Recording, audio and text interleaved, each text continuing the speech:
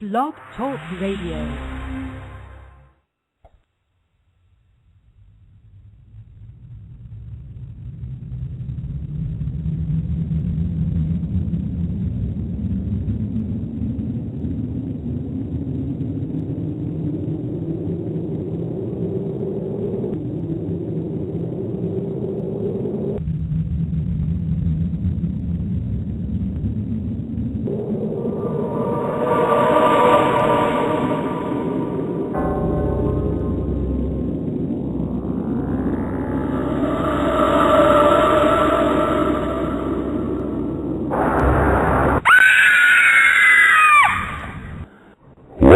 From Winston-Salem, it's Sunday Night Dead.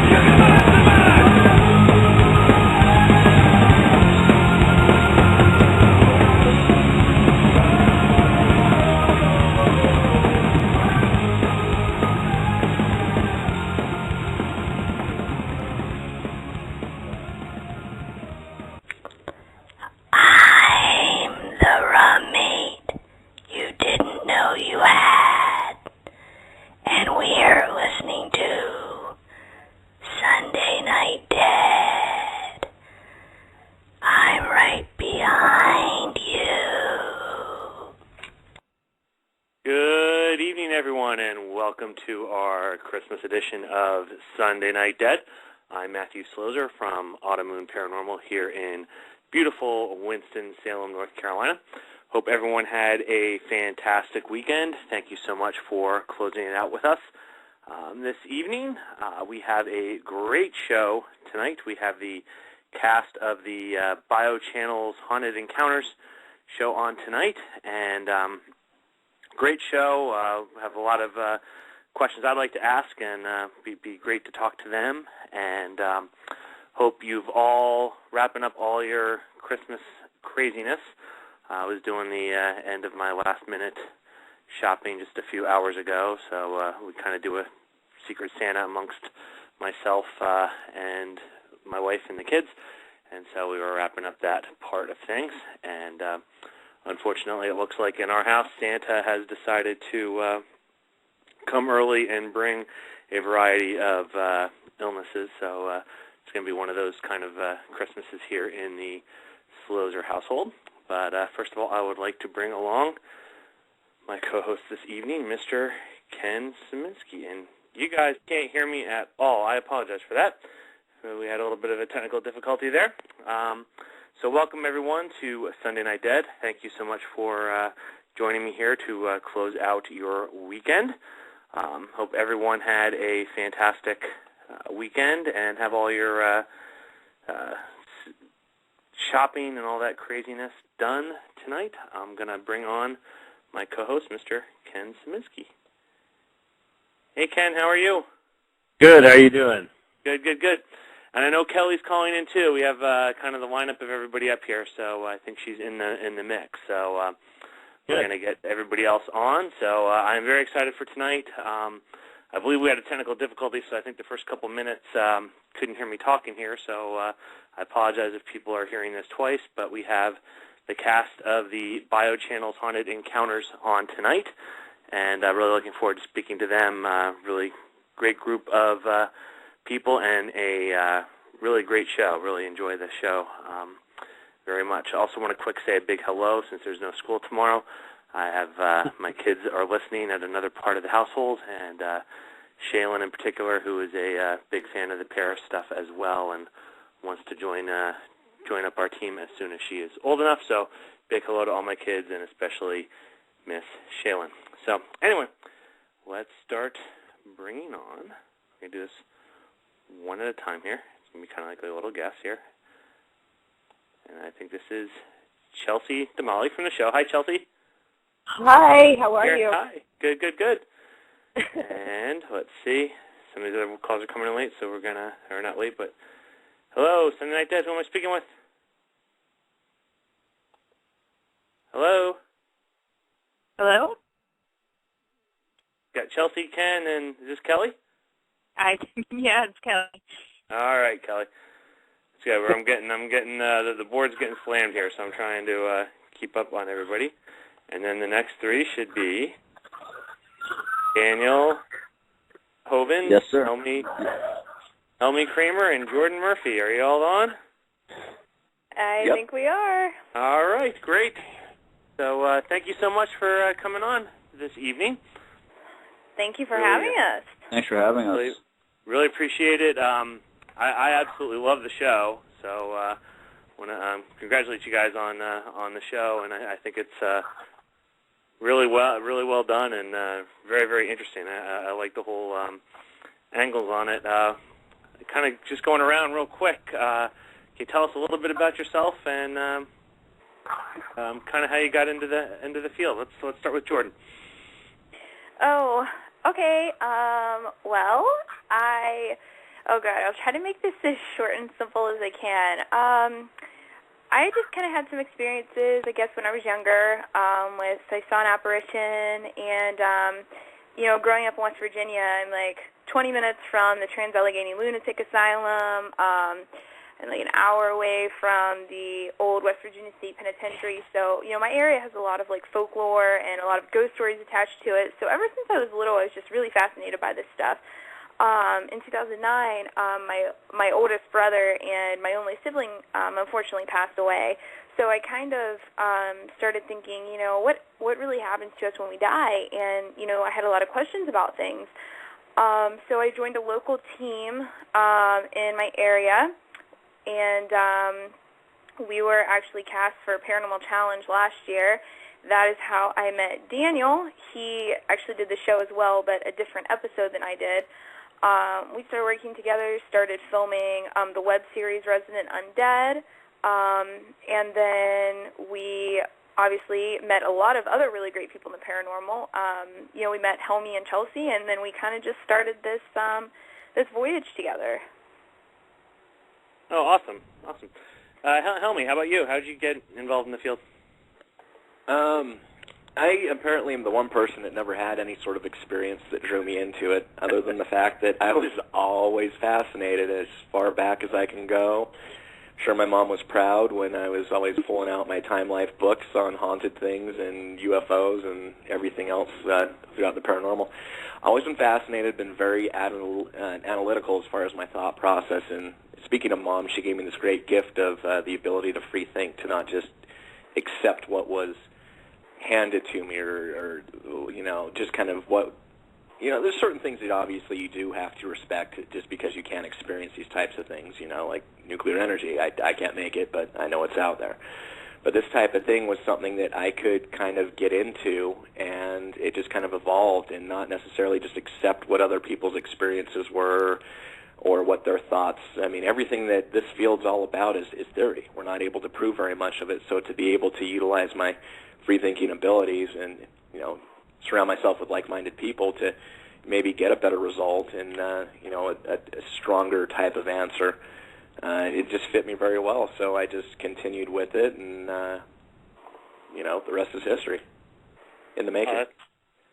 That's awesome. Daniel, how about you? I showed up for Man vs. Food and walked onto this Paranormal Challenge by accident, so I just kind of stayed around. I have to add, I love that show too, but... No, sorry, in all seriousness. My friend actually started the web series Resident Undead, and he brought me aboard. I'd always been interested in kind of the fringe things out there, but he brought me aboard to help with some of the marketing, some of the social media. That's my professional trade. And he took me on some trips because I always want to get to understand the stuff I'm working with. So he took me my first official ghost hunt ever to Villisca, Iowa, to the Axe Murder House, and since then I've been addicted. I fell in love with it. Met Jordan through Paranormal Challenge. I was running Rolling Hills Asylum while she was running the West Virginia Penitentiary. Teamed up. We crossed the country, did places like Pennhurst, went down to Tennessee, really just kind of got our feet wet and got really kind of tenured in a very, very fast pace. And I did a round with School Spirits on Sci-Fi as well for the season finale of the Frat House Phantom episode of Slippery Rock. And I had met Helmy, along with Jordan, I had met Helmy on the Internet. We ran the same circle, had the same sense of humor, and everything kind of came full sequence this past summer when we had this opportunity that Helmy was Helmy was provided an opportunity with ping pong and brought us aboard to contribute with our style. So it's been a pretty crazy few years. Oh, awesome. And finally, Chelsea. Okay. Well, it's kind of been a lifelong thing for me. I'm a natural-born clairvoyant and psychic medium. So as far back as I can remember, I've been doing this. I've been practicing professionally for about 20 years, helping paranormal groups for probably about 10 now. But for the most part, yeah, it's just been a lifelong thing for me. So there was really never much of a choice. This was always kind of my calling. So. Gotcha. And you have a fifth member that can't be on to actually speak, the captain. Now, I'm not sure from the shows. It looks like the captain's associated with Helmy. Is that true, or how did the captain get involved in all this? And I guess we should add for anyone who is listening that maybe hasn't seen the show. The captain is the canine member of your team. Yeah, that's one of the things it's kind of the feather in my cap. I've trained dogs my entire life. My two passions are dog training, dealing with dogs, canines, and supporting rescues and other things that are associated with dogs, sports, all that good stuff, and paranormal. There's always been a lot of people that kind of correlate the two, thinking that animals have this sixth sense and these abilities to see things and experience things that we're unable to. And so I expanded on that quite a bit, and something I did called scent work training, which is the basis used for canine drug and bomb sniffing teams, forensics, cadaver dogs, all of that is fundamentally scent work training. So I talked to some people and did a bunch of research and found that dogs can very easily smell the ozone, electromagnetic radiation, the types of things we're looking for that can indicate or be indicative of spirit activity. So I trained him with the scent work training to identify that scent to us as a team to let us know that we're barking up the right tree, pun intended, in different areas of larger locations. It's kind of tough, a movie theater or larger venues. We're point of sight with our equipment, and if we're trying to focus in a certain area to kind of hone in where we might be dealing with potential spirit activity, he can give us a huge leg up as far as that goes by identifying that. The secondary aspect is they are so much more equipped, or well-equipped, I should say, with their standard senses. They have incredible low-light vision. All dogs evolved from wolves. their prey drive gives them the ability to catch the slightest of movements in dark areas. They can hear so much more than we can. Their frequency range is, on both ends, much more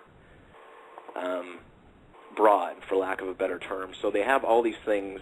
Their eyes are set on the sides of their head. All the things that we always catch out of the corner of our eyes, the proverbial "I just saw a shadow out of the corner of my eye," they're seeing that straight on. So all these different things, I can take that and understanding his body language and what he's telling us.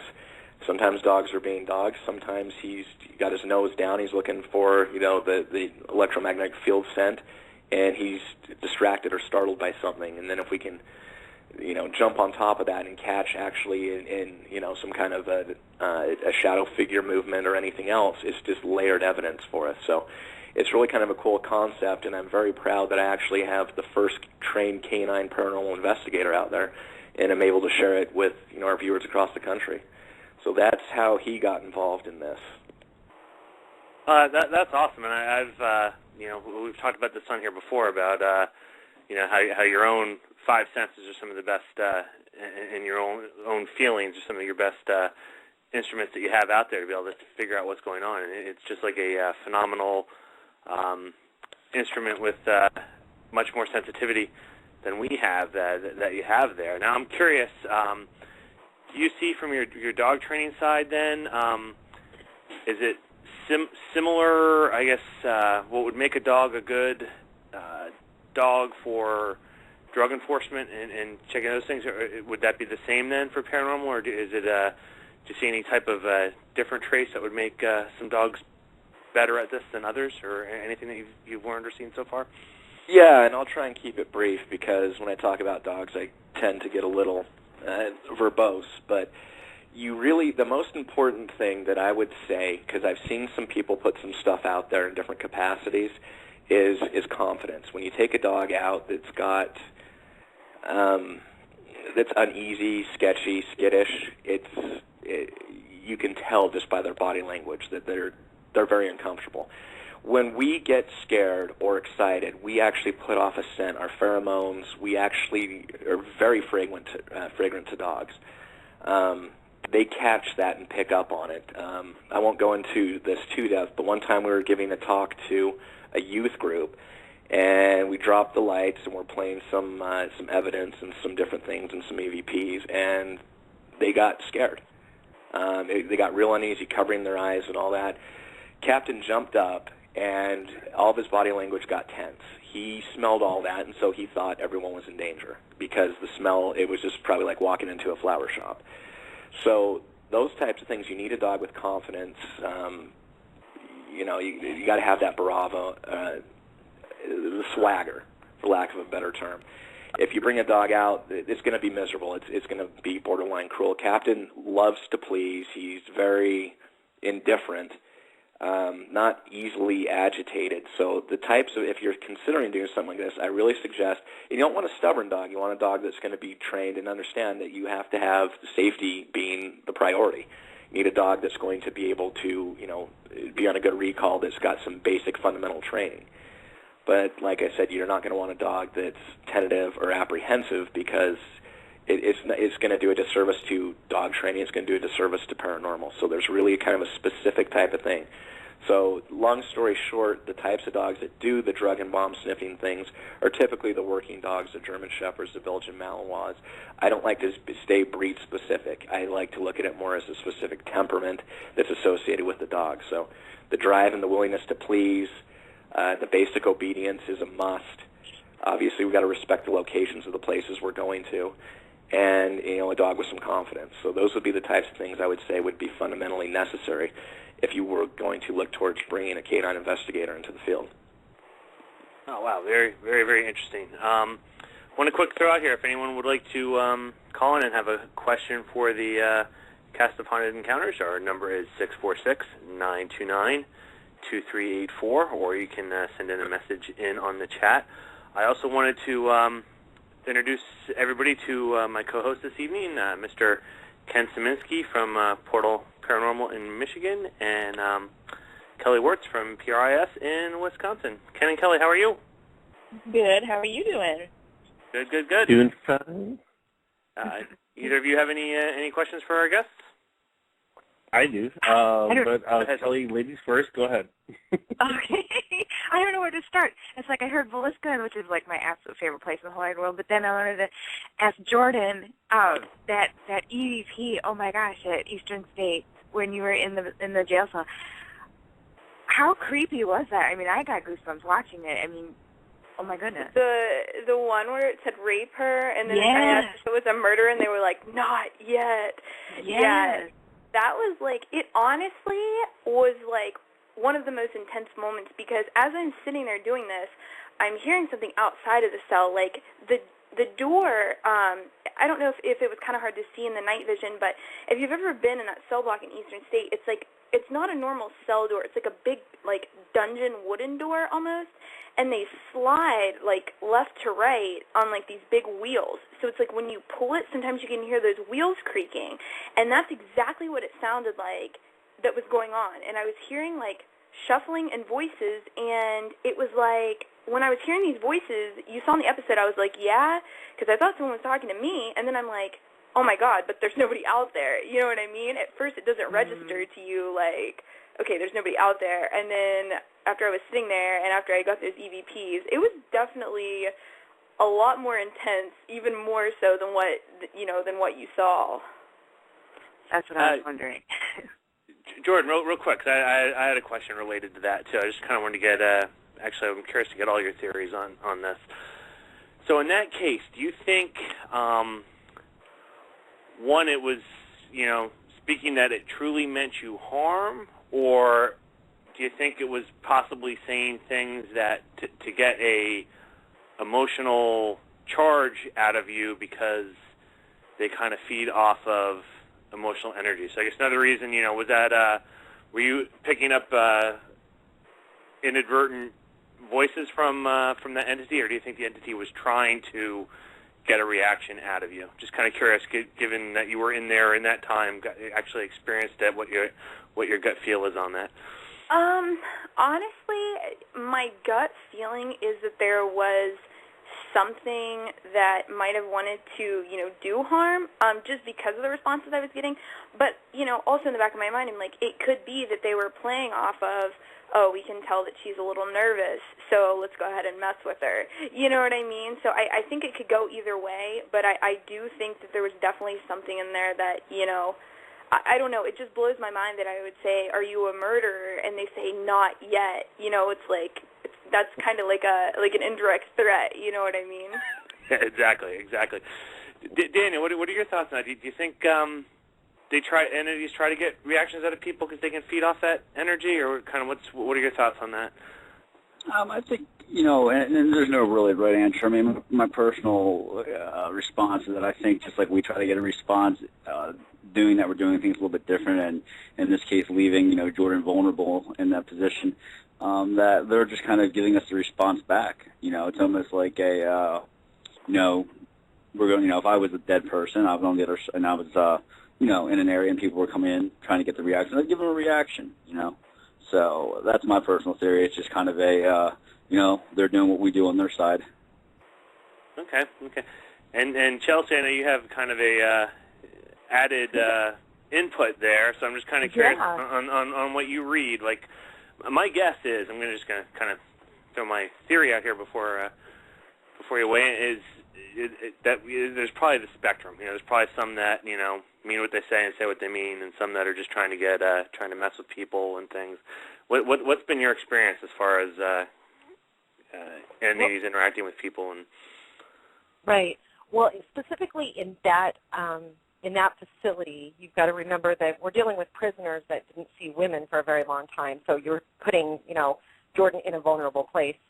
They're reacting the way they would in life, which is absolutely horrible.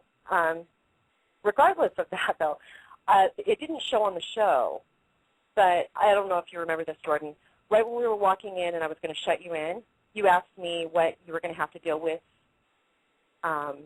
in there, and I told you you don't have to deal with anyone in there. You have to deal with the three that are out here that are going to follow you in. Do you remember?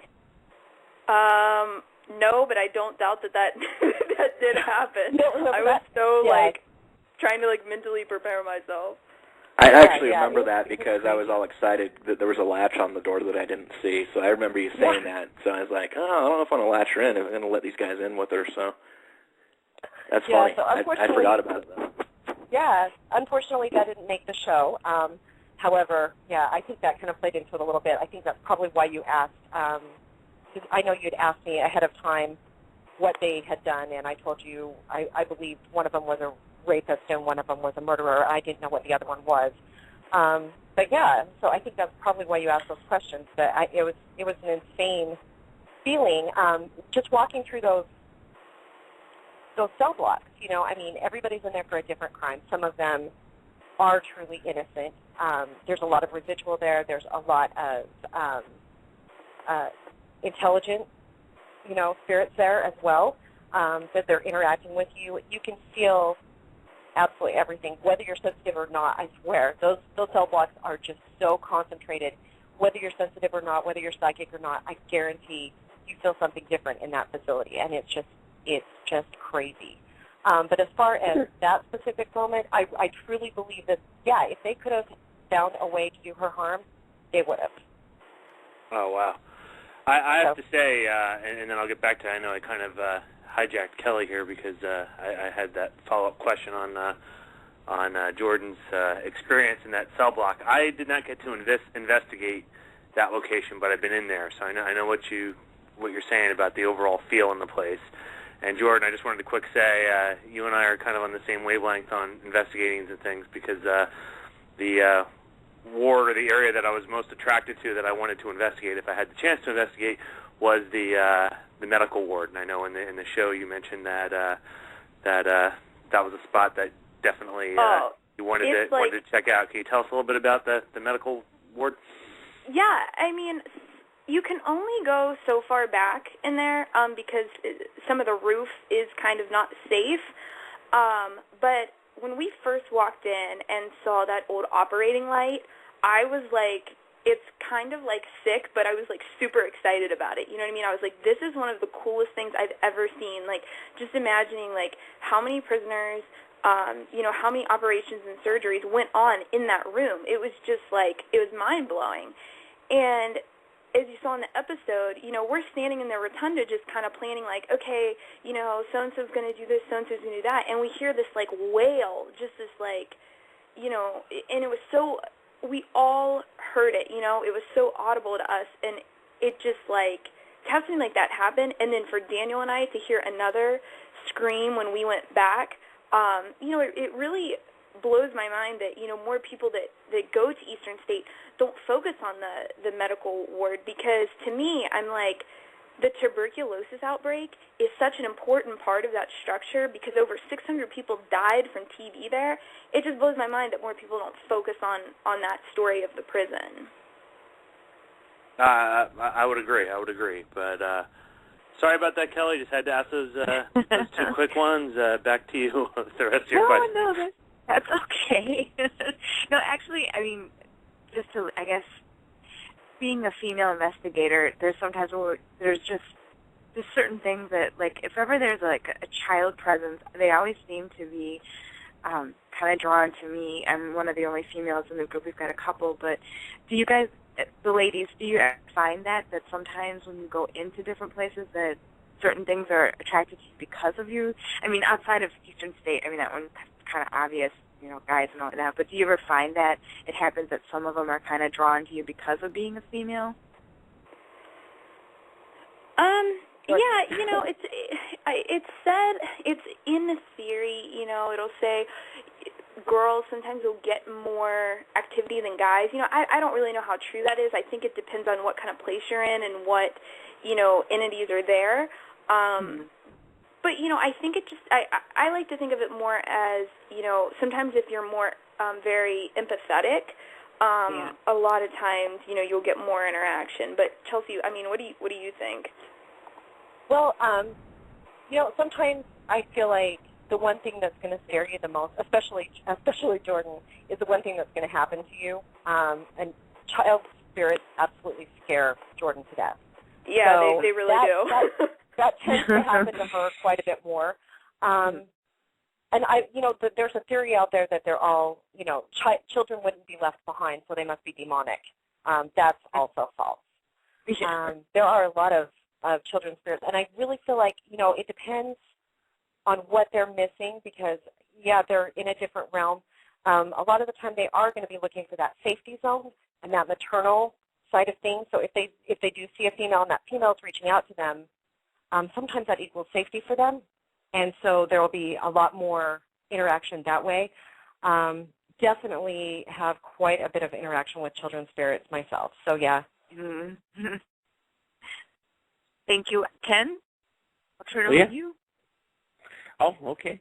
Well, I wonder what do you guys think of this? I mean, in terms of people who seem to get more interaction with, there's people I know of that we've worked with before, and they openly admit that certain members of their team, when they walk into the room, everything stops. It just, whatever activity was going on just completely ends.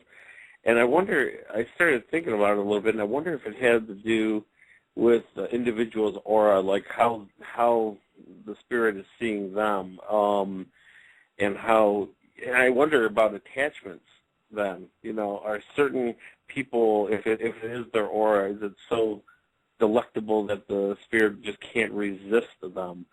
So I was wondering what Daniel or actually Jordan or any of you thought maybe of that. Let's kick it over to Daniel. See what he thinks first. I think it depends. I mean, I do believe that in what we call the entourage theory. I mean, when you've been to many places in such a short period, such as Jordan and myself have been, I have a good psychic friend, Rebecca, who very legitimate, and I talked to Chelsea about this as well, that, spirits can follow you if they want to. I mean, when you're running around, Penhurst and Villisca just for fun, you're bound to get something. So I think sometimes if you ever see a movie The Frighteners with Michael J. Fox, it actually makes sense. You could pick up an entourage, and you can either increase activity or even change the responses that you're getting. I remember I went to Madison Seminary, and everything seemed to be very interactive and nothing bad, and it went from that to almost spirits being scared, saying, run, watch out. And we weren't doing anything different, but it was because somebody else walked into the room. So, I definitely think that depending on the person that you have running the EVP, you can get different responses. I mean, even on the team, we see different responses for everybody, which is pretty neat. I like that, though. Well, yeah, I've gotten that as well. I've gotten everything from, I think the typical, oh, no, it's him, or, F you, or whatever. And when I was down with my team at Prospect Place, I was up in the cupola just setting something up, and I had something, it sounded like a female, say, oh, I think he's cute. And it was like, okay, that was different. I've never gotten that response before, so it's just interesting. And I like how you kind of put Jordan in sort of a vulnerable spot. I mean, do you guys just kind of, how do you come to the decision to actually put someone in a vulnerable spot? I mean, obviously Jordan wouldn't have done it if she didn't want to agree to it.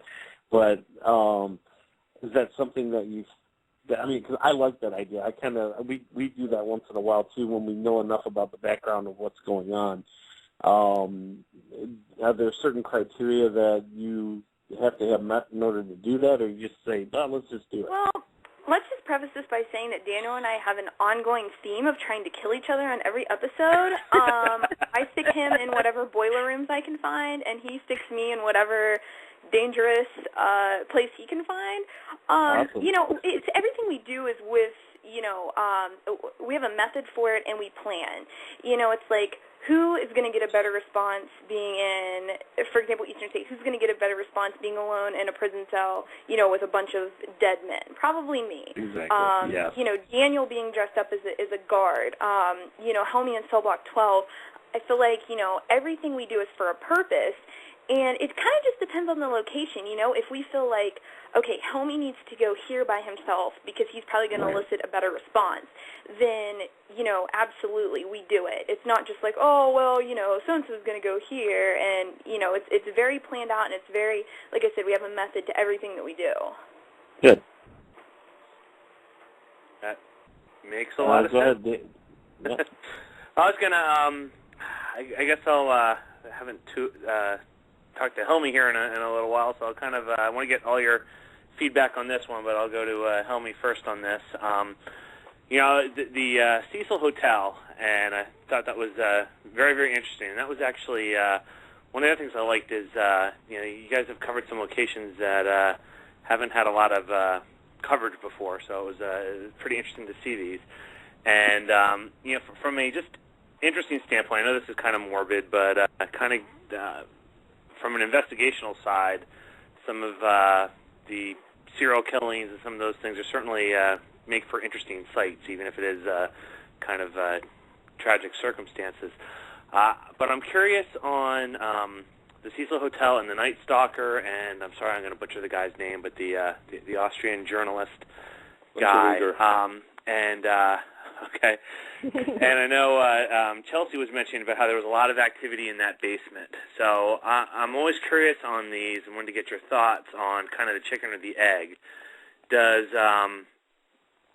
Do you think the activity can help feed the behavior of those individuals, or do you think having individuals with obviously you have to be disturbed to do some of the things that both those guys did? Do you think that in turn helps feed the activity in a location? Well, go ahead. Oh, sorry. No, go. Go. I was going to say is I can offer my opinion. There's some talk, maybe Chelsea. Jordan does a lot with energy theories, and there's some talk about these energy vortexes that can actually, there's some debate about it as to whether or not that can kind of steer behaviors and kind of beget evil behaviors and deeds and things of that nature. However, I think this is a more circumstantial thing. Back in the day, this was in the hood in Los Angeles. It was all about anonymity. People were staying there. I mean, there were drug trafficking. It was kind of like a pre-crack house hostel back in the day. You're a serial killer. Unterweger was put up there actually because he was here on a journalistic assignment, and he stayed there. It was kind of like a long-term facility for him to stay, back at that point in time. Richard Ramirez, the Night Stalker, again, anonymity. He was able to stay for $14 a day or week or whatever it was back at that point in time. Cash only in, the edge of Skid Row in Los Angeles. I think that's why a lot of this stuff happened there. I mean, if you're at the Hyatt, you're not going to be able to get away with that kind of stuff. This type of place was a no-tell flop house back in those days. They've cleaned it up quite a bit, substantially since then, but that's probably why these types of behaviors, there's deaths, suicides, murders, rapes, I mean, you name it. And we were able to find all kinds of other things. Obviously, we've got, a segment in the show. I mean, there was a lot of stuff that happened that didn't even make it. There was some pretty intriguing stuff. So I would say that it was just more circumstantial due to the location. But then again, there might be something. I haven't experienced these things, and I don't know, but there could be something about these other types of philosophies about vortexes and evil locations. So I'll leave it at that. Well, that leads, and Chelsea wants to wait here. I just want to quick add that kind of feeds into, and I realize that I mention this all the time that almost everything we are talking about here are just opinions. That's why I like getting different people's views on these things. But even in that case, because of the circumstances, it was an easy place for bad people to kind of hide. And so, kind of on that energy thing, I was just kind of thinking if you almost view it as like an energy transaction. If it's a area that has a lot of bad energy to begin with, can it influence unstable people that way? But vice versa as well. If you have a lot of bad people hanging out in an area, can that energy in turn kind of feed and ultimately feed activity in the location? So, Chelsea, what are your thoughts on all that? Oh, well, where to start? Okay. Originally, when the hotel opened, it was in the heart of LA anyway. It wasn't in Skid Row as of yet, but I feel like when it did eventually end up in Skid Row, when everything had moved and it was surrounded by all of these things, yeah, the start of this was definitely very, very circumstantial. But let's try and remember that, residual energy and that type of thing, those are imprints, and time travels in loops. or layers. So if you look at it that way, you've got layers and layers and layers and layers of residual energy and imprints. And those are kind of what I read. I'll go through the layers. When you have a hotel with that many, it's experienced, close, as I understand it, close to 1,000 deaths since it's been open in 1920. Off the roof, one in every room, at least one in every room. Suicides, murders, everything, rapes, robberies. If it could happen, it happened there. With that kind of residual energy stacking on top of each other, and then you add in universal laws, the law of attraction, that negativity is going to attract more negativity, and that negativity is going to attract even more.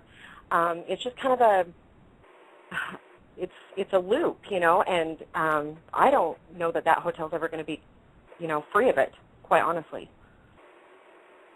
Interesting. So, kind of a follow-up on that in the basement, and I know you got a lot of. We're picking up some not nice things in the basement, and it didn't seem to be necessarily attached to things. It just happened to be there. Kind of, what are your thoughts as to what was going on in the basement of that place, and was it just? I'll just kind of leave it open. What are your thoughts as to what was going on there? Mine? Yes. There. A lot of things down there were down there because of remodels, but there were a lot of things that were down there because of deaths or with problems in the rooms that they needed to take out of the rooms and refurnish. I think it was mentioned on the episode, deathbeds. Deathbeds are down there. People died. People had, there were suicide beds. There were murder beds. There were deathbeds. They should have probably gotten rid of them. I don't know why they're still in the basement. That's kind of gross. But they're still down there. So it's not really that they were attached to the objects in there, but there's so much residual energy, once again, on those objects. And, traumatic events happen with these objects that it kind of attracts them to it, if that makes sense. Is the law of attraction once again. Okay. So, yeah, it just kind of breeds down. That basement was horrible. It breeds down there. So, yeah. Jordan, what are your, just want to get your thoughts on the whole kind of, negative energy attracting bad behavior and bad actors bringing bad energy to a place and helping to kind of feed the whole activity in a location? Well, one thing I think is,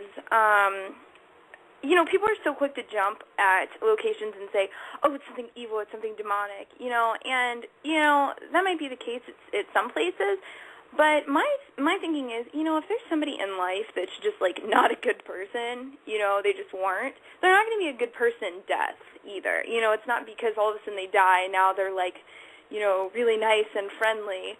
And then I also think, too, depending on each individual's personality, I think just like in everyday life, when you meet somebody, it's like you kind of either vibe with them or you don't. I think that's kind of how the dead are, too. It's like they know, they can kind of read us and kind of feel kind of what energy we're giving off, and that's how they interact with us. Interesting. Daniel, how about your views on this whole energy topic? I mean, I pretty much have the same thoughts as Jordan. I'm not going to have that much different answer for you, honestly. It's just, her and I kind of have the same train of thought with it. Follow-up from the chat room, and we'll just stay with you then, Daniel, first. And this always comes up when you talk to somebody. I always say it's bad marketing from the Disney company. You go to the Haunted Mansion and a ghost follows you home. But any issues with anything following you, or any issues in your home after you started doing these investigations? I mean, yeah. I mean, there's been odd occurrences where I live, but nothing really, I'm not keeping any sort of, super ghosts in my dungeon, per se. So, yeah, I mean, I've had my experiences when I come home, but, it's just part of it. Work follows you home no matter what you do, I guess, right? How about you, Helmy? Any experiences? Yeah, I just got to make sure my wife's not listening because I try and pretend that it's not. I got her convinced. She's not really as okay with this, for lack of a better term, as I am. But yeah. Okay. Got some rumors. We'll keep you safe and not elaborate there. Jordan, how about you? Yeah, actually, and what's weird is, like, some of my friends sometimes, after we, like, hang out, like, weird stuff will start happening at their house. Like, my one friend was having, like, motion lights in her house, like, then when nothing's around it, just all of a sudden come on. It's never done that before. My other friend was having picture frames in her house fall over after I was there. It's like, I think my entourage likes to hang around, and then eventually they come back. Interesting. And then we'll go to Chelsea here, but I'm assuming because of your interactions that you've probably had interactions far before you started investigating. But what's anything particular follow you that is of note? Yeah. I mean, it happens. It happens to all of us. It just depends on how you take care of it. For the most part, like, if you can usually stand up and just talk to them and ask them to leave, and they will leave. I mean, it's usually fairly benign. They just know that you are aware of them. It's just like if you were on the street. This is a good analogy. It's just like if you were hurt on the street and everyone was walking past you and you were asking for help, but nobody acknowledged it. Then the one person that acknowledges it, you're like, oh, they can hear me. Do you understand what I'm saying? So yes, absolutely. as soon as you acknowledge them, they know that they're going to follow you home because they know that there's a line of communication somehow open, whether it scares you or not. They just want another chance. For the most part, they will usually go if you tell them to go. So. Okay. Along those lines, out of all the locations, any spots where, I mean, obviously you have things where you might be uncomfortable at the time, but any locations where, while you're in the middle of doing the investigation, you're just second guessing. I wonder if this was a good idea being here, doing the technique that we're at, or the location. Any particularly, I don't know how to phrase it, intimidating or kind of creepy experiences out there? Yeah, I would say for me personally, Lizzie Borden, because I didn't believe it was haunted. I thought that it was a tourist location that everybody had to go stay at and come out the ghost story, or they didn't get their money's worth. And I just was kind of, like, blah, it's, Lizzie Borden, it's always haunted, people get attacked, blah, blah, blah. I was dead wrong. And in the middle of it, I'm like, I really came in here unprepared mentally for this because it was very active. It shocked me. And so, I mean, I really ate my words on that one because I was just so convinced that how could a place that had people staying here every single night still be so haunted? And it was. I mean, it really got intense there. So for me, that's where I was just, very uncomfortable with my lack of preparation. I was just caught off guard. We had a guest on a few weeks ago, Luann Jolly, who was telling a story about how there was actually, I think it's the property next door that was also in the family. There was more than just those two murders were famous, but there were some other deaths and tragedies associated with their previous to that as well. So interesting story, interesting place. How about you, Chelsea? Any location that you were second guessing? Maybe we shouldn't be here. Maybe we shouldn't be doing this. Yeah, actually. Well, first off, the story that you were just telling about the property next door. Those are the kids that are in the attic area of Lizzie Borden. That's the kids that died in the whale. So, yeah, I know what you're talking about there. We did have some interaction with them upstairs in Lizzie Borden, but that didn't make the show either. That was too bad. Yeah, I think my biggest moment, maybe I'm in over my head moment, was Unterweger's room. I think I said that right. I'm not sure. In the Cecil. And that's when I guess I, for lack of a better term, broke. I'd never had a room hit me like that with that many victims in it, because that specific room, I know they theorize about that, but yes, he did kill them in there. And yes, many of them are still in there. At that point, I thought maybe I was in over my head. Oh, wow. Yeah. Helmy, how about you? In one location, spiders. I'm totally with you there. I'm with you there. You know what, and I hate to say it, you don't get desensitized, but as you do this throughout the years, you become more comfortable. And not necessarily complacent, because it's exciting to go in, and I mean, the whole dynamic is awesome, but the spiders is something I will never be okay with. Every one of them can crawl straight back to the charred pits of hell from where they came, and I'll be just fine. And at one location, there was yogurt-covered spiders. I don't know what they were, but I mean, they were like, yeah, it was the worst thing I've ever seen. And there was a bunch of them, and I mean, they were straight from hell.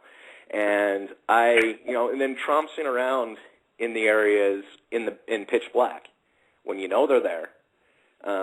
That was my hero moment. I was real proud of myself. But other than that's the one that stands out to me. I almost had to be taken out in the straitjacket. I had an episode, but I hope to God it doesn't make the show. Well, I had this will make you feel really good. What got me with spiders, and I was actually still fairly young, it was Scouts. I was camping, and again, I don't know a whole lot about spider behavior. I don't know what the deal was. There must have been a nest in the field or something. But I woke up in the middle of the night, and I'm like, oh man, this is really odd. And turn on my flashlight, and my sleeping bag is just literally like loaded with spiders. I mean, they were like everywhere, and didn't really have a problem with spiders before that, but after that, now I agree. They can all get sent back to the depths of hell, and I certainly have no. I can deal with snakes. Can't handle spiders. Jordan, how about you? Any time or spot where you felt like you might be, maybe this was a mistake? I'm over my head. No, not really. I mean, I guess like I'll have to side with Daniel on this. It's like, especially like the well-known locations, it's like everybody has a ghost story. Oh, this happened. I saw this full-bodied apparition and this and that, and you're kind of like, yeah, okay. But in Lizzie Borden, when stuff like started going crazy on the second floor, when the millimeter was going off, when I was getting, Abby saying, Lizzie Borden, I was like, oh my gosh, all hell is breaking loose. And for me, I was like, you know what, this place really does live up to the hype. Cool. Mr. Ken, yes. Any questions for the guests? Sure. Chelsea, I have a couple questions for you. Have you ever gone into a location and on a psychic level been rushed, like by spirits, trying to get your attention, or even just like on your off time, just walking through, building, that happened to be there for a while? Have you ever been approached by something otherworldly and just, been kind of like where you had to get to the point where it's like, okay, this is my time. Go away. Yes.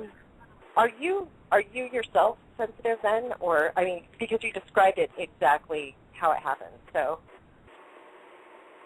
What's that? Yeah, it happens. It really does happen exactly like that, and you have to learn at some point how to block it out, how to turn it off, how to have your own time, and that eventually, after doing it as long as I've done it, I still have my moments where I can't, but for the most part, I can turn it off when I need to turn it off.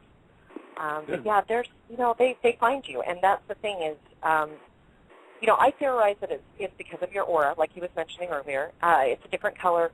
They know they're attracted to you, and that's just how it is. It's just like any medium, any psychic medium can move into a house. They can keep moving all they want, and they can keep moving into houses that aren't, inhabited with spirits, but they will be by the time they move out.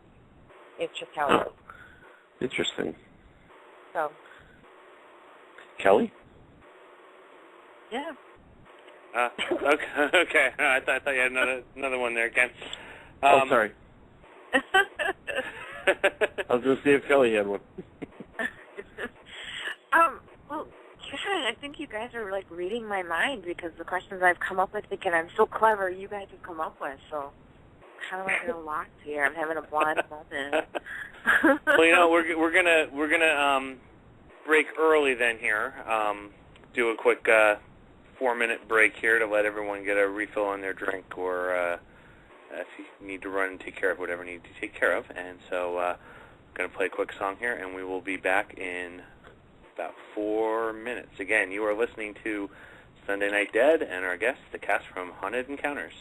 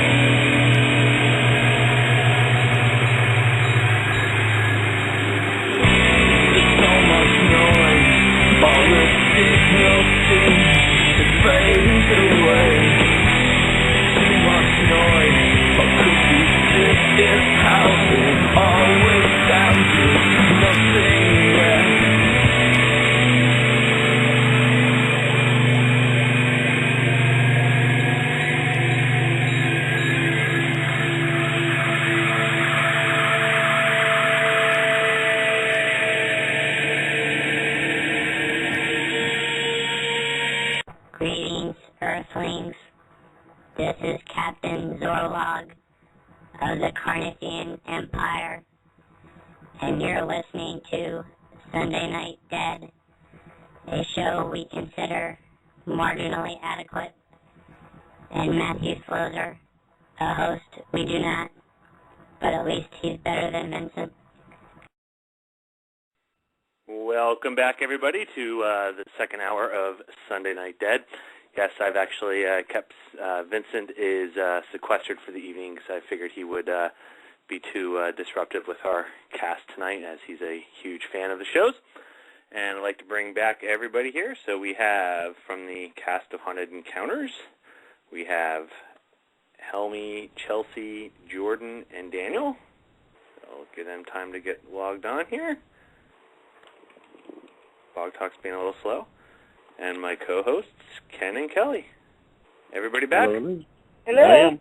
All right. I wanted to add, my daughter on the break quick stopped in Shaylin and just wanted to say that she absolutely loves your show as well. So she's Thank you.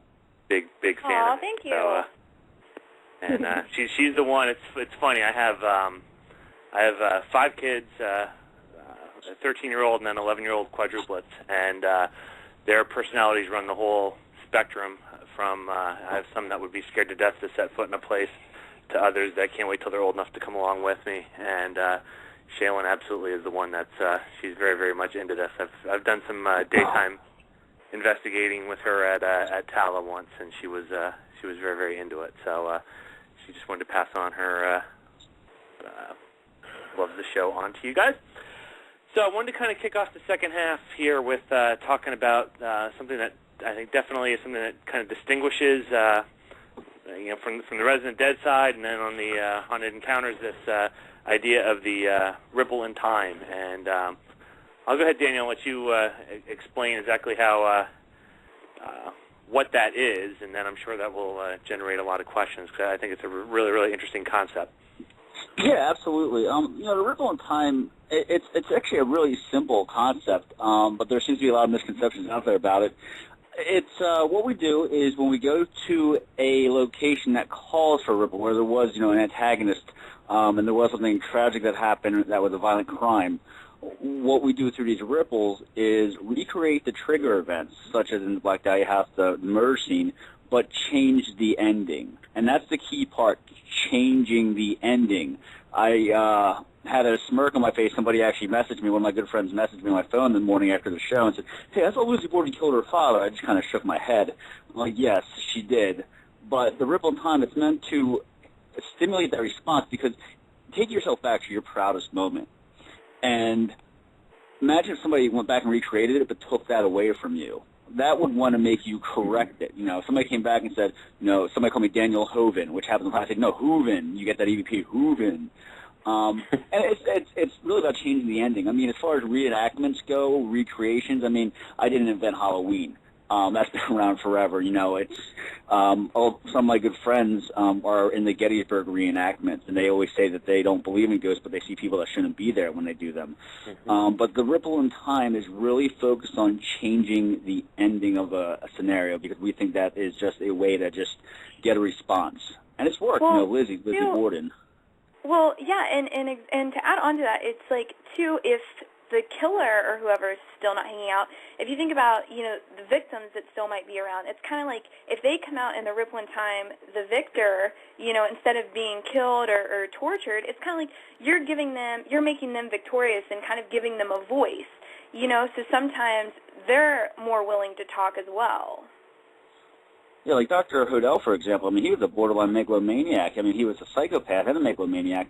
Our whole point was that, one of the things I get really kind of upset about, especially at places like Lizzie Borden's house or the Black Dahlia house, is that these people are somehow revered in American pop culture. People celebrate Lizzie Borden and the Black Dahlia murder, but they forget about, Elizabeth Short, the victim.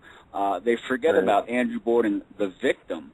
And it really gets me upset personally that people try to, almost glorify these cold-blooded murderers through time. And especially Lizzie Borden, that really, going there and seeing people make up these stories, or, alternate. Well, I could be wrong, but I get really mad about that, because these were bad people. I'm proud to go in there. And I'm not a provoker. I think the last thing anybody should do is go in a basement and yell. But when you're going to be somebody like George Hodel or like, Lizzie Borden, you don't deserve any pride at all. Not in my book. I agree. I totally agree. Look at Charles Manson. Look how he's romanticized, by today's media. The California Department of Corrections finally put an end to any interviews with him now. I mean, you can't get him anymore.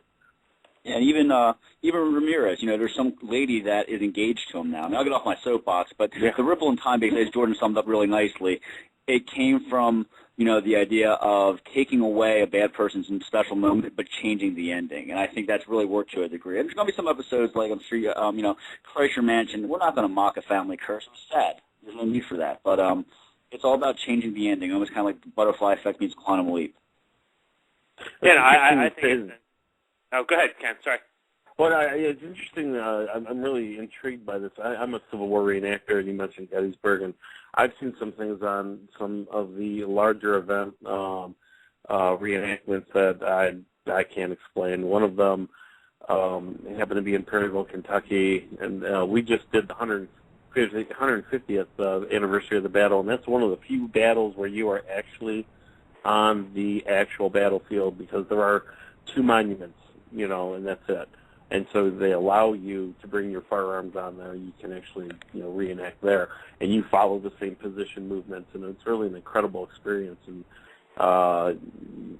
being slightly overweight myself, you get a whole new appreciation for what these guys could do under fire. And there was one evening about 10 years ago for the 140th that we were out there, and we were just sitting awake, and we had just started to calm the camps down, and we heard artillery fire, and we thought, what the H? Now, you're out in the middle of nowhere, and anything that is large that is going to be firing, you will see a flash. You will see some sort of light of something. And we could hear these full-on cannon fire going on, but there was no flashes. Everyone's up looking around like, what in the hell is going on? It wasn't thunder. And it went on for about 15 minutes and then stopped, and left all of us looking at each other with our jaws open. So it is interesting, just experiencing something like that. That's awesome. Well, I'm curious, out of your, 'cause, I mean, you obviously get different, degrees of interaction when you're doing these ripples, but obviously one thing we can't capture on the show when we're watching is actually how it feels, and kind of that whole intensity. And we all know when we talk about certain rooms having that heavy feel to it or anything. Mm-hmm. So I'm curious as to the different ripples you've done. Does anyone stand out as particularly kind of the atmosphere in the room before you were doing it versus kind of what that was stirring up? Do any stand out as being particularly effective in terms of kind of stirring up the room and the atmosphere? The Eastern State, when we were in the shower, when it was me, Daniel, and Helmy, and Daniel and I were, Helmy and I were dressed up as the prisoners, and Daniel was the prison guard, when he said, get back up against the wall, and then we caught the EVP and it said, up against the wall. I think that was probably one of the most, powerful ripples that we did at any location. And I think I agree with Jordan. That was really intense. And in the episode, you could see, and she calls it because she knows me very well, there was a loud bang on the ceiling out of nowhere, and I was trying to hold it together. But also the Lizzie Borden one, and Helmy or tell us if somebody can talk about this, but the effect that the ripple had on the crew actually was one of my favorite memories. If they want to talk about that cracked me up. Oh, what happened there? Well, we were doing our ripple, and our one producer, Bree, now to preface it, these guys have worked on many shows, so they're tenured as far as working in the unknown, and we received the EVP Hatchet, and I remember she just basically burst into tears, and a cameraman earlier tonight was pale white, and he didn't want to go back in there because he was seeing things. So just seeing the effect it had on them really kind of changed the atmosphere. I mean, she did not want to finish that night. She's really brave too. It was cool to kind of see that realization of what was going on around them. They had never been a part of something like that. And to say that about some of these people, that's great. From our side. Oh, awesome. Jordan, I have to say your reactions when you were doing the Pandora and the sessions up in that bedroom at the Lizzie Borden house are just those are just priceless reactions there. And so, curious, was that when you were doing the solo kind of quarantine ones, was that? Well, I'm sure Eastern State with getting those responses that you're getting were pretty rough as well. But anyone stand out more than another as far as kind of the worst experience or creepiest? Let's talk about my reactions for a second, because I got, some feedback from some people being like, oh, like, you shouldn't cuss and this and that. And, I'm just like, go by yourself to the Lizzie Borden house and stay on the second floor. And when stuff starts going crazy, the first thing that comes out of your mouth is probably not going to be very nice. You know what I mean? I can honestly say that was, I've been alone in a lot of locations, and that was one of the most intense things when everything just, like, broke down and started going nuts. I was like, what in the heck is going on? I would say, too, Kreischer was a really good quarantine, just because I am scared of like, little kid ghosts. It just freaks me out for some reason. When I asked how old they were, and I get the response that says, I am 6, I was like, holy crap, like, there's obviously a kid in here, and they're intelligently responding, to my question. So those are probably 2 of the most, like, intense, compelling quarantines that I had. I'll add, I can totally relate to you on this, when you're surprised. We did this earlier, and something I learned about myself is when I get caught off guard, my response is, holy shit. So I know now whenever I'm in an investigation and I record and I say, it's very consistent. Something surprises me, that's what comes out of my mouth. And so a couple episodes back here, we did the holy shit montage of different things surprising me. But it's nice for that. When I'm listening back on something, because sometimes you get a little backlog on here, you realize, okay, well this obviously whatever that was that caught me off guard, that was something that I really audibly heard because I reacted to it. And so I can totally relate to that. We had a question from Tracy in the chat room about the Lizzie Borden house. I'll just kind of see if anyone, anything you learned or picked up from that location that you wouldn't have known previous to. Hang on. Let me get the exact. So as investigators, what did each of you learn that you didn't already know while investigating the Borden house? I learned not to ever go into a place, never go in a place with a preconceived notion. That makes sense. Anything else? I didn't know that they did the actual autopsies of Andrew Borden and Abby, like, in the house. So that was really cool learning about that. Oh, wow. That's Psychically? Yeah. Should I? There's so much. No, just make it short. Just make it short. Yeah. Okay, she was pregnant and that was motive. It was her father's child. So that's the big one. How's that? Was that short enough? That was short, but very, very, very interesting. Dan, I gotta say, I don't know if you guys have ever had this experience. I know you guys had with the Pandora, but whenever I'm going back listening to evidence review, I'm always, on edge going. If something out of the blue starts screaming on, like, volume 12, I'm gonna, jump 3 feet out of my chair and probably have a heart attack and everything. And so you actually get to have that experience on camera when you're doing those playbacks and having something screaming at you. Just curious about your whole overall reaction and how that felt at the time when you're doing the investigations. Because if I remember right, you had a couple of those, Daniel, where a very loud voice comes through when you're reviewing the Pandora. Yeah, just like Jordan was saying, everybody on the team can attribute to. When there's something yelling at you, and that's the great thing about, personally, what I really like about Haunted Encounters is that everything's real time.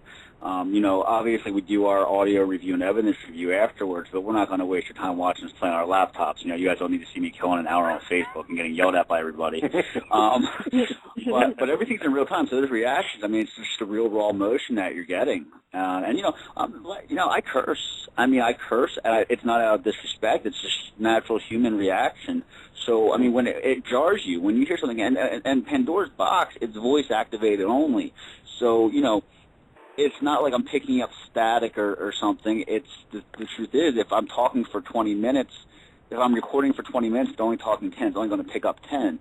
So I get more scared by the yelling rather than the EVPs because it just means that they're pissed about something. So, I'm a realist. I'm not a super tough dude when it comes to doing this stuff. I'm a human being. I get jumpy. Then I'll run after in a fall like in Boston. But I mean, I get jumpy because it's just, it's still, and that's maybe what I like about it still. To this day, I still get the same excitement as I did the first day I stepped foot in Villisca. It's fun. It's fun in a really sick way. I can relate. And do people who have a, issue with how people react and things, all I can say is, put yourself in those surroundings and see how you react if something catches you off guard. I mean, granted, maybe some people, we'll use, oh darn if something happens, but I mean, still, when people are surprised, just same thing. If if you're driving down the road and a deer runs out in front of you, there's a whole variety of things that people are going to utter, and it's that same kind of thing. It's just you don't expect it, and even if you do get, just my own personal opinion, you do get.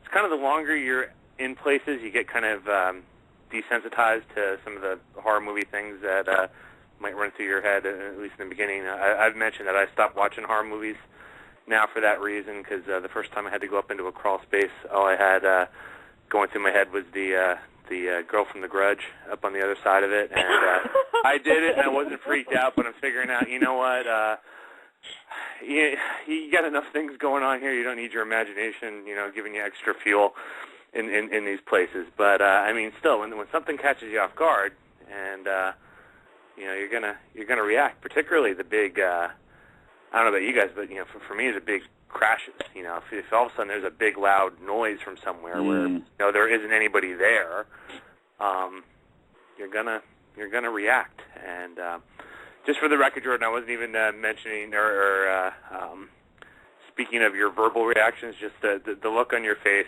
on the Lizzie Borden ones is just it was sheer terror. Really, I'm not going to lie to you. Like, I was genuinely like, what in the heck is going on? Like, it was freaking me out.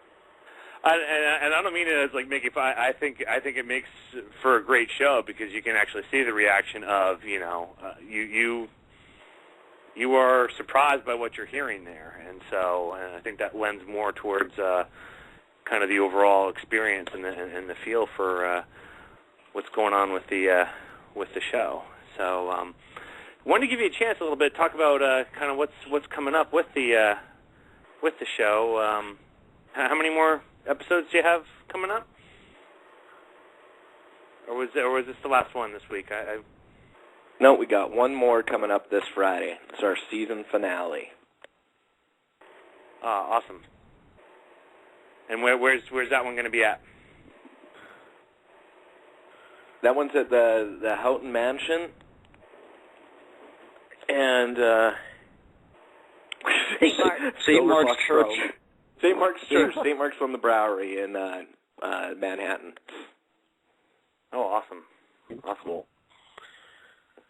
So I see Mr. Ken's got a question, so I'll kick it back over to Mr. Ken Szymanski. Yes, I do. I actually do. This could be for any of you, really, or Daniel or Jordan, whoever. When I'm in marketing, and I'm kind of aware of how production goes on a motion set. When you guys are shooting, like when you're at the Lizzie Borden house? Are you just shooting one day, or are you there a couple of days? For us, because our show is, we have a season without a pilot. We don't actually have that luxury of staying 2 or 3 days like a lot of shows do. Gotcha. So, not to go into too much, but you'd be shocked some of the times that we had to work with, that we got done with. But okay, so it was a tight schedule. And my question was going to be, I figured I better check with that first, so I think I know what the answer to this is going to be on.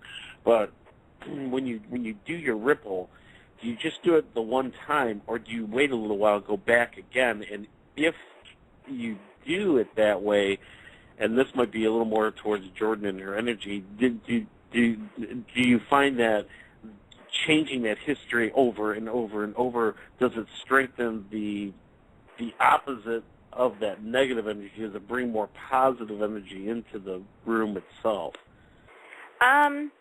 We only hit the ripple one time each location. It's just, every single location we hit the ground running. Like I said, everything we do is so planned out and so methodical. We think of, okay, what are we going to do here? What's the best way to get responses? Sometimes the ripple's first, sometimes it's not. It's just however things are starting to kick up. If we might think, okay, we're going to go in and do the ripple first, but then some of us are feeling, no, let's go ahead and start with quarantines. I'm just using an example. Let's start with quarantines, and then we feel like things are starting to pick up, and then we're like, okay, we're going to do the ripple now. It's like I said, it really all just depends on the story, the background, and the location for kind of how we plan to do each place. I'd like to expand on that a little bit. Basically, my idea when I reached out to everyone, I knew what I was capable of. I knew everyone's got incredible talents, and there's a reason for everyone being part of this group, because I personally felt this could be the most, and indefinitely, you go out to get results, and you go out to be effective. No one goes out and says, hey, I'm getting stoked to go check out Eastern State tonight. I really hope I don't get anything. It's about trying to get some kind of results, some kind of documentation of these hauntings. And everything that we do, there's a purpose for. And like Jordan mentioned, we do have a blueprint going in as to what we want to accomplish. Sometimes it gets out of control, and it's off the cuff, and we get what the location gives us. And the cool thing is our production company, Ping Pong and Bio Indefinitely, it's on us. We go out there, basically, it's do your thing.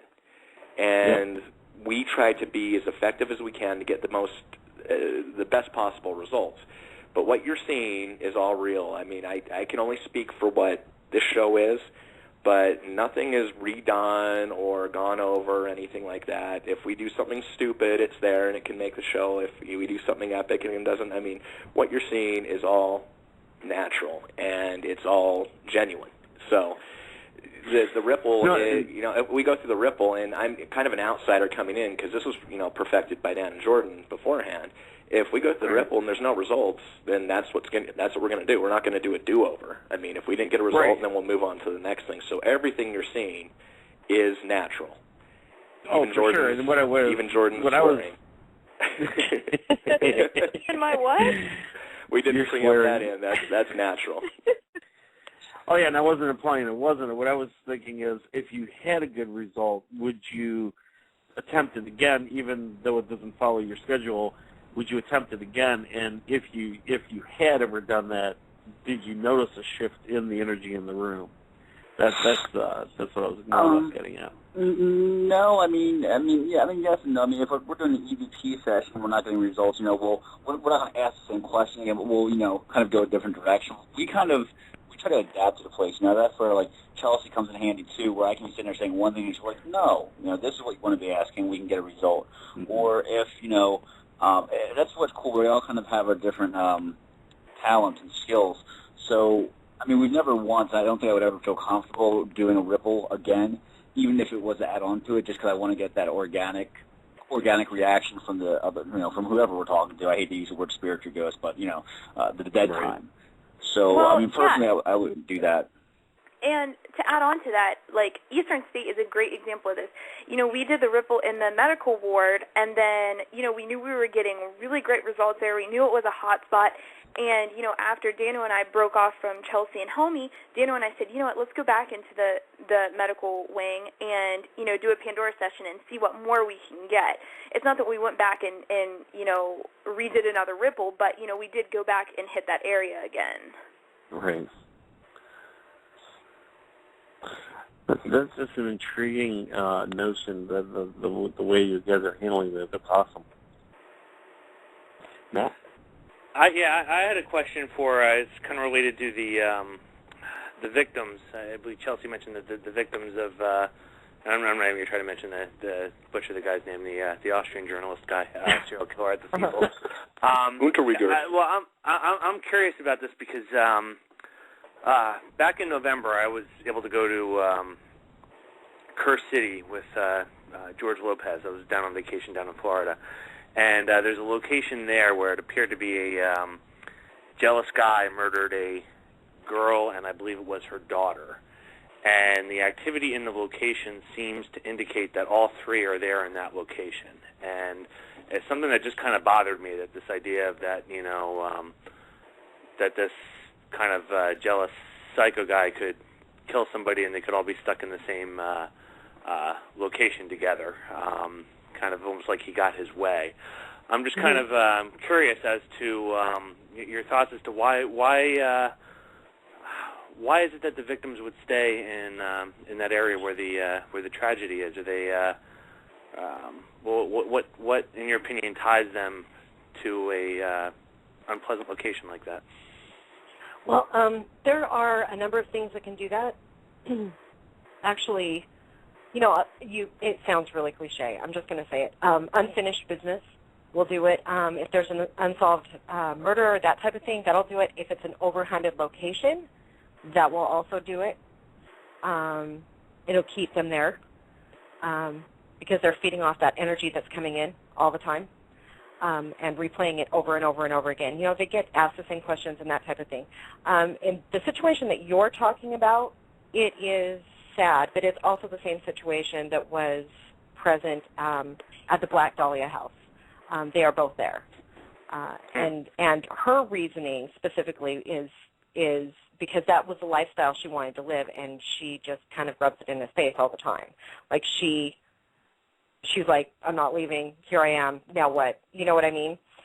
The situation that you're talking about, it feels more like there were messages that needed to be said. There was more to the story that needs to be told. So yeah, a lot of times just solving it or figuring it out or getting that message through will allow them to move forward. There was an interesting one about that. We got quite an interesting reaction. They were calling him Mr. Nasty in the house, and not sure why, but I was in the back, and I don't advocate provoking, but I guess looking in hindsight, this was probably the most provoking that I've done. I was back there in the room where the murder happened, and said, everyone calls you Mr. Nasty. I don't think your name is Mr. Nasty. I think your name's Jeffrey, and I was kind of saying it like teasing like that. Yeah. But there were other people in another room. A flashlight fell over when I was saying that name. Well, I go back and meet up with George and tell George what we were doing, and he's like, no kidding. He's like, we had a sensitive in that house, like 2 or 3 investigations before that said the guy's name in that house was Jeff or Jeffrey. So it was interesting to get the reaction saying the teasing name in there. But yeah, it just kind of bothered me that we got evidence that seemed to indicate that all 3 were there, and just the kind of thought that he could do that to them and kind of, for whatever reason, the 3 of them are there forever kind of deal, or whatever the issue, kind of bothered me. So I wanted to get your feel on that. So that's Jordan's nickname. Jeffrey? What? No, Mr. Nasty. Nickname? Verbal. Thank you, Daniel. Now, was there anything? I know you had the interesting. It's just interesting that the Night Stalker guy was staying in that area, and I know he did his things in the people's homes, and he's still alive. So there was no necessary activity associated with his room. Was there? It was just kind of a creepy thing that he was there, or was his room active as well? His room was actually the one that was like flipped over, like the mattress was flipped over. There wasn't really any proof, or people don't really think that he murdered anybody there. They think he went out and murdered women and then went back to the hotel.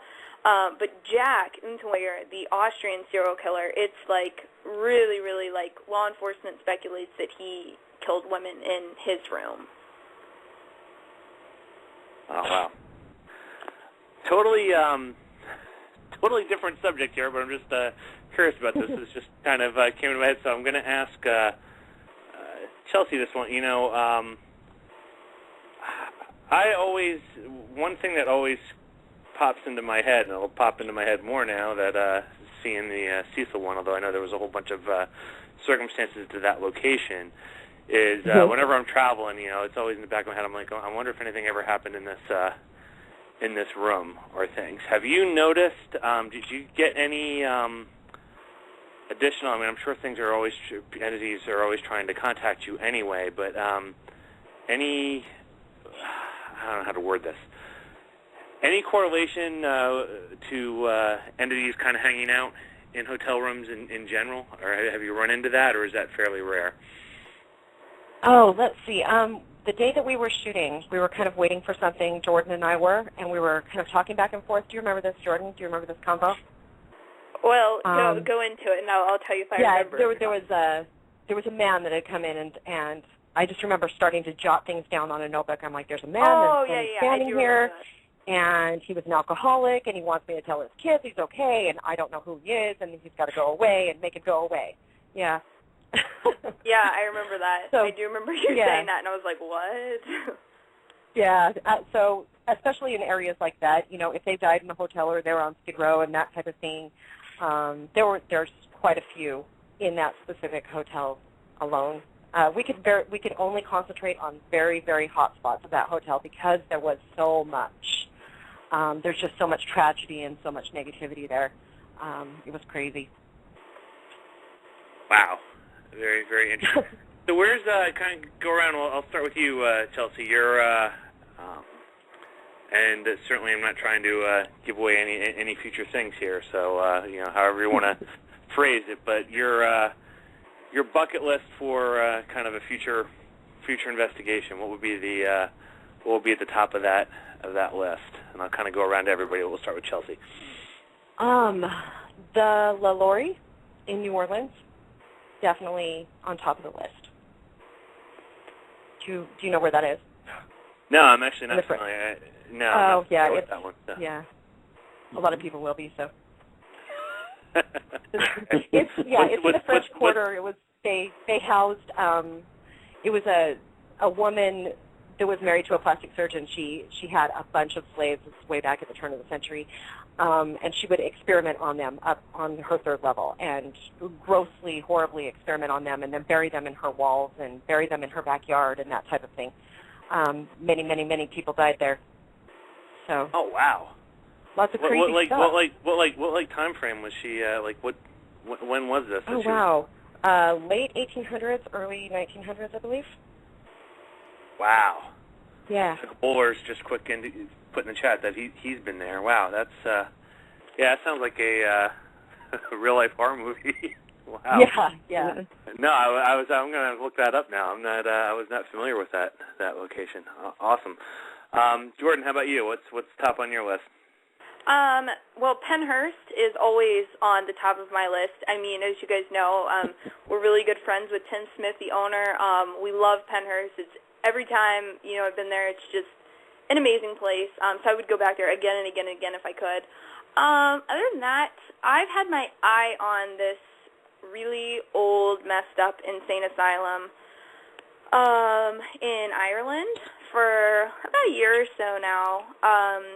And whenever we were doing the web series, I actually contacted a paranormal group that's been there a few times and was talking to them and stuff. We were actually considering flying to Ireland to film there ourselves. But I still have my eye on that place because I'd like to get there at some point.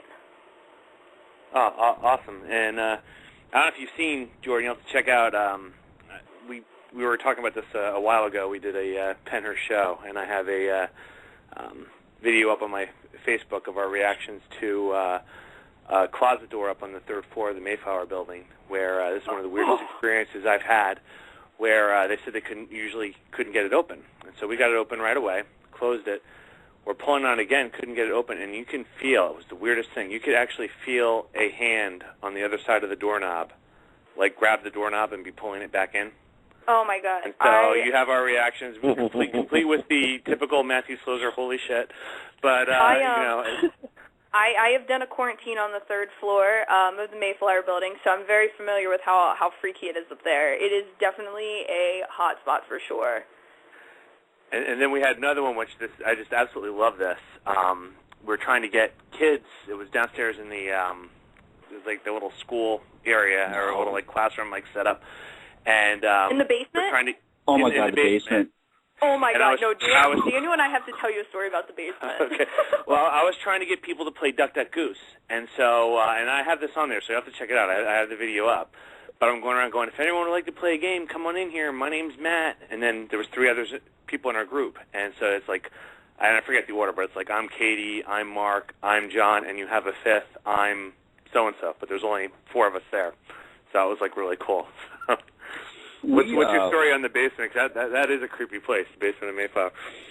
We tried to play with Play-Doh down there, and we were all doing our quarantines. Jordan was chained up on the 3rd floor to a radiator, and I was downstairs with the children. And Pennhurst was for me, and it's just an amazing place. Jordan and I both love that place. It's a home away from home. And I was in the basement, and the kids were responding, and all of a sudden the mood changed, and I saw a shadow fly across the room. Now, seeing things, it frustrates me because our eyes do play tricks on us, but there's no light source. I mean, you've been down there, so when you have the reflection of your IR lights, that's all you have to see by. It's a steady light source. And Jordan and Adam were coming down the stairs, and they heard me cursing, and despite what people think from the show, I don't curse that much. And I remember saying, that's not a kid, that's a 7-foot shadow.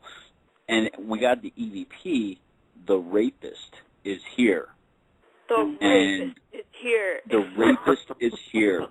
And then a few weeks later, Nick Carlson from Shore Paranormal, who helps with Pennhurst, actually contacted Jordan and said, hey, did you guys leave Play-Doh here? We're like, yeah, we left it for the kids. He goes, yeah, they got thrown at some people tonight. Oh, wow. Well, that's interesting that you say this now, because I see John Cockles in the chat room, which he was with me that night at Pennhurst. We were getting odd Ovilus hits in that same room that seemed to indicate and we're getting just weird reactions along the lines of we were getting like candy and choke, and so it seemed to indicate. And I know there's that. I forget what they call him now, the boss or Mr. Big or something down there. I'm getting all these anonymous misters from different locations mixed up, but a big guy down there that we're kind of speculating that possibly somebody was luring kids into that back room there and doing who knows what, whether it was killing or abusing or both. So that's very interesting that you were getting the rapist down there as well. So it's definitely an interesting place. Cool. Anyone that's up in that area, I highly recommend Pennhurst. It's an awesome place to investigate. Helmy, how about you? What's on your bucket list? Yes, I was afraid you're going to ask Dan first.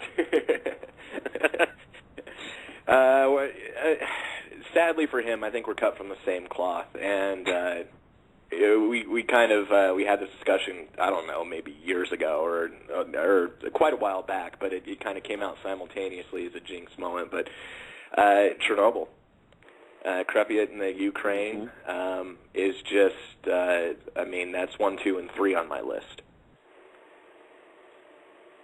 I'm with you on that. I think that would be an incredible location to check out. So, have you checked it out at all, or are they allowing people back in there yet?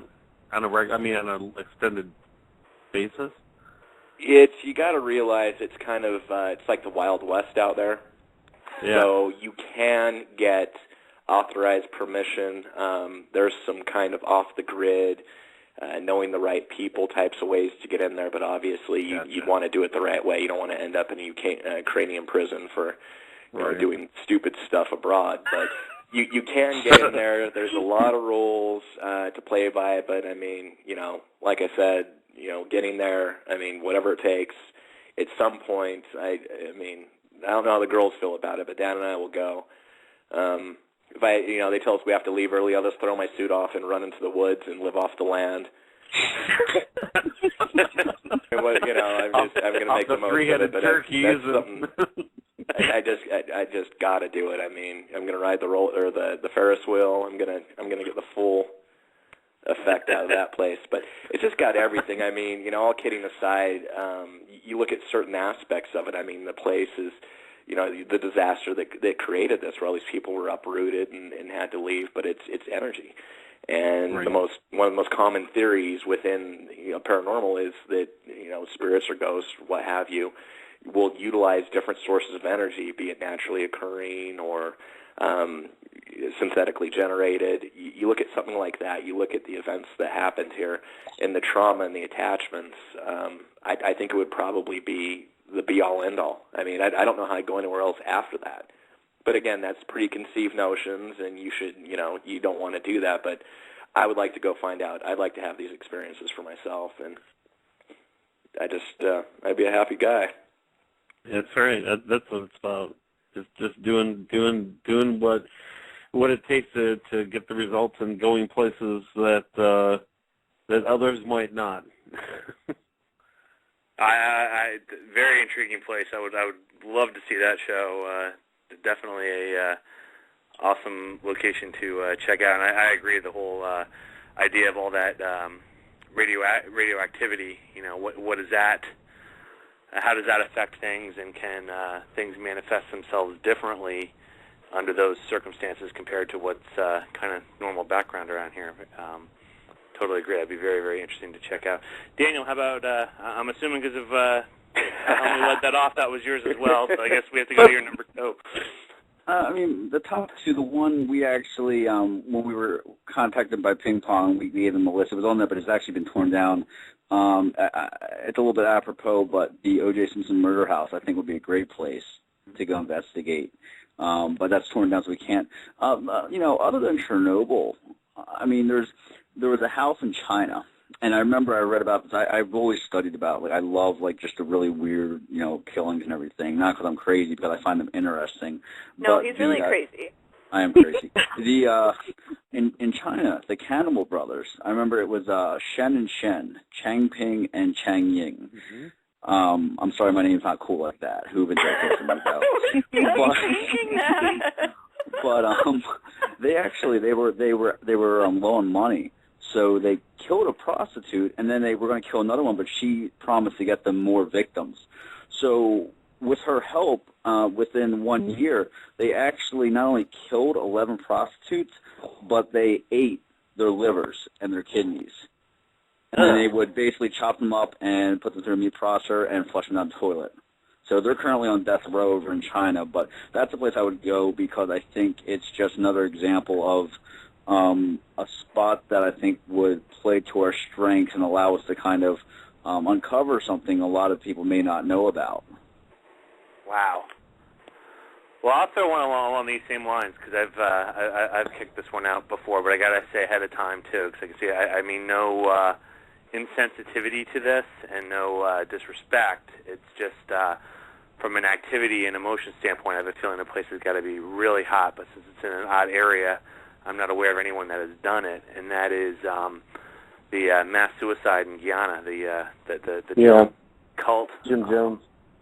I mean, that's got to be one. And again, I mean, no disrespect, and don't mean to disrespect the location on that, but I just got to think that's got to be a very hot, Absolutely. very interesting location. Even thinking about your Ripple, there's so many weird things that went on there. The people starting to leave, and the guy giving the speech to try to get him back, and then the forced murders on top of the suicide. I mean, there's just so much there. Very, I don't know. That's that was on my list too. Yeah, that's on my list. Kool-Aid. Yeah, whole other view on that.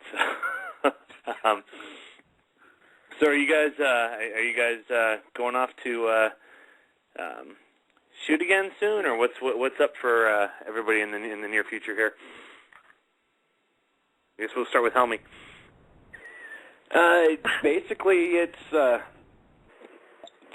to the network. We're ready to go, but obviously they need to put in another order. But we just are finishing up our first season and all, so we have high hopes for the opportunity. The response has been phenomenal, And I really think we'll get a chance to continue this well into the future. But again, indefinitely, it's not my decision. It'd be cool if it was. I'm tired. I'd like to take a break from the day job again, but. So how? And I don't want to. So again, you can just cut me off here if I'm asking something that you can't discuss here or anything. But the locations, how does that work? Is it kind of a joint discussion between yourselves and the network production team, or does the network select places, or like how much input do you have on where you end up going on these things? Or it's a group. No, I mean, I can say honestly it's a group effort. When we're approached, I mean, Ping Pong, I can't say enough good things about them, how they really kind of embraced us for who we were and always just encouraged us to be ourselves. When it came to the pre-production, they asked all of us to just send in some locations because they said from the get-go, you guys are the experts on the paranormal. Where would you like to go? And from then, they take our list and find what works location-wise, what's available, and they just, craft it from there. But they really gave us a lot of levity as far as, where would you like to go? Let's see what we can make happen. Interesting. Gonna quick kind of put on the spot here, see if Ken or Kelly have any, because we're getting low on time here. Any questions for the crew here, Ken or Kelly? I don't have any further questions, but I just want to say thank you guys. I've learned so much, and you guys are just representing us as the paranormal community in such a great light. So I just want to say thank you. Thank you so much. Thank you. Thank you. Oh, thank you. Ken? I guess not. I guess I caught Ken off guard there. Yeah, I just want to say the same thing too. And I know I've mentioned it in the chat room, but if anyone that's listening, either now or on our archives, which people can certainly check out. If you haven't seen this show yet, it is on. They have episodes up on Hulu, and the season finale is this Friday at 10. Correct? Yes. 10 o'clock on Eastern Time on the Biography Channel. It is a great show. It is very well done. I personally love the kind of the real-time component of it, seeing the real-time evidence come in, seeing the reactions. I think that just lends a whole additional layer of credibility to this. Not that I have any doubts, but you always run into the people that think all these things are entirely staged, and so the reactions I think add a whole lot of credibility to it. I just think it's a great show, and can't recommend checking it out enough. So I have to say the same thing. I commend you guys. You are certainly representing the paranormal community very well, and I love the format and the fact that you guys are doing different things, trying new things. I just overall really think very highly of it. I appreciate that. Yeah, I mean that's one thing, and I like that you're getting it, because one of the things that we really wanted to portray is this normal people get out and do this. I mean, I'm kind of abusing the term normal, encompassing the four of us and the dog. But the thing is you don't just have to necessarily accept. The thing is, you'll go and you'll read one theory from someone who's absolutely certain about something, then you'll read the alternate viewpoint with the same certainty and kind of aggressive overtone. Get out and experience these things for yourselves and come up with your own techniques. And that's what the beauty of this whole thing is how can you become more effective? How can you get a better result? And, I mean, I think history is so important, and it's just not used. I mean, to get your hands dirty, don't just, go hit up Wikipedia on a location or read what other people's experiences are. Jordan is an incredible researcher, and I have a ton of admiration for her skills. She comes up with all kinds of things, and these are the things that can indicate why a location may be haunted. You hear the urban legends and myths, and sometimes you'll dig in, there's someone killed 20 kids here. Well, that would be documented, and it's not. And so you go in trying to talk to these kids, well, you may be missing the blatant story, which, it might be you have to dust off some old microfiche or something to find out what really went on there. But then you get a better result. You're communicating with someone like, hey, finally, they're not coming in with beach balls and jacks. They're coming in to talk to me about what happened to and they're interacting with me. We're stimulating them. The ball's in their court. We have to give them a reason to choose to communicate with us. And that's what this is all about, and to get out there and show people that you don't just have to do certain things, that you can come up with different things and methodology and technique. That's what it's all about, and it's beautiful the way that we're being received. And a lot of people, I'm getting, and I'm sure everyone on the team is, a lot of things like, hey, that really gave me this idea. And, that's what it's all about. Let's go back and forth, fine-tune it, try it, and expand on it. And so that's what it's all about. Use the history correctly. Use these different techniques. Don't just keep doing the same thing over and over. If you're not getting the result, there's a reason. Let's find a better way to make a better wheel. And I know you guys have been doing a great job. I think it was Daniel posting the different links in the chat room there, but I want to give a quick chance here to go around if anyone has any contact information for the show or anything else for anyone out there listening. We'll start with Daniel, the links for the show or anything related to that if people want to get in touch. Yeah. I mean, the best way to find us, is on Twitter. If you just go to @HauntEncounters, it lists all of our personal handles in there for Twitter. We love tweeting. We're addicted to it. The captain's out of control, and Bio loves when you tweet feedback. They really value that. So if you guys watch the show, you love it, tweet them, let them know. As far as us on Facebook, best way to get a hold of us, once again, we all have our personal things on there, but the best way to get about it is just go to Facebook.com/official Haunted Encounters, and in the info you'll find links to all of our personal pages to get a hold of us as well, and Twitter accounts. Awesome. Well, we'll do this one really quick. I saw David in the chat room quick send in. Any locations that stand out as places you would not go for any various safety or any various reason? No. I'm not allowed within 20 feet of schools. No, I'm totally kidding. I'm totally kidding. So horrible. I'm sorry. Oh, my God. Wouldn't that be really messed up if he wasn't joking? Well, I do want to say, and I'll quick throw a plug in here, Wednesday night, again, there's a whole series of dead air shows. I just happen to have the Sunday night one here, but Paranormal Kool-Aid Wednesday night, I will actually be the guest co-host with my friend Mike Bowler, and I believe, Chelsea, you're going to be on that night. I am. So that'll be awesome, as well as I believe Jason Musgrove as well. So Great. Looking forward to that. Should be fun. Make sure to check that out, guys. 9 o'clock Wednesday night. And again, I want to thank you all for taking the time out to be on with us tonight. Really enjoyed it. Really enjoy the show. Looking forward to this Friday's episode, and hopefully many more episodes to come. So thank you so much. Thank you, guys. And Ken and Kelly, thank you for being on with me tonight. Anytime. Thank you. Now that I'm off mute, I was on mute. I started coughing, and I was so intently listening to Daniel's response, I forgot to unmute.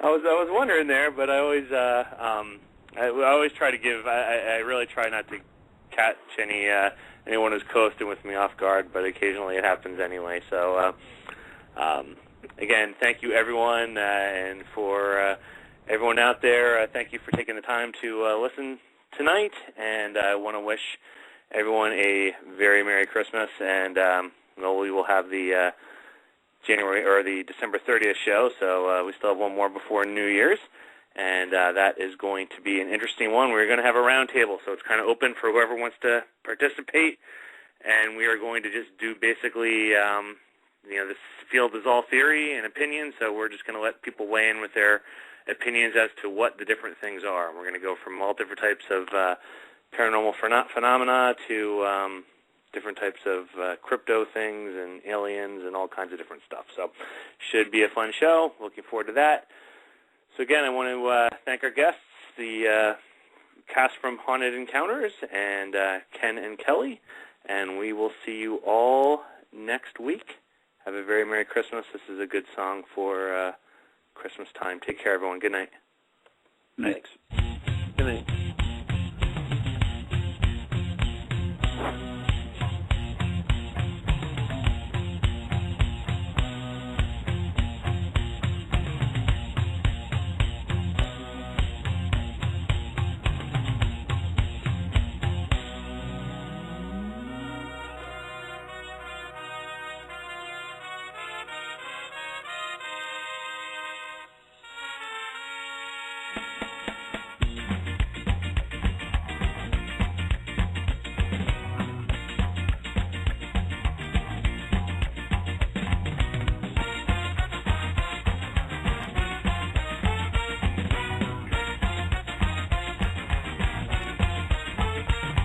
When I was a boy, I used to live in corduroy, hoping just to slip on Vans. My life was so simple, I had not one pimple. My everyday was made up of these plans: to ride my bike to thrifties on festivals and ice cream, find the Star Wars figurines. Speaking of my action men, kung fu grip and all, what half stands to them all? Running through my old life, looking for my lost boys. Where is all my fun gone? Now that we're all older, bullet in my shoulder, the shoulder full of shoes and new dawn. And now that for my lost boys, now that we're all big boys, get together and sing this song. To sing this song, it's not too long, so everybody sing along. When I was a little man, Play-Doh came in a little can. I was Star Wars' biggest fan. Now I'm stuck without a plan. G.I. Joe was an action man. Shaggy drove the mystery van. Evo was my favorite band. Take me back to my happy land. Hey!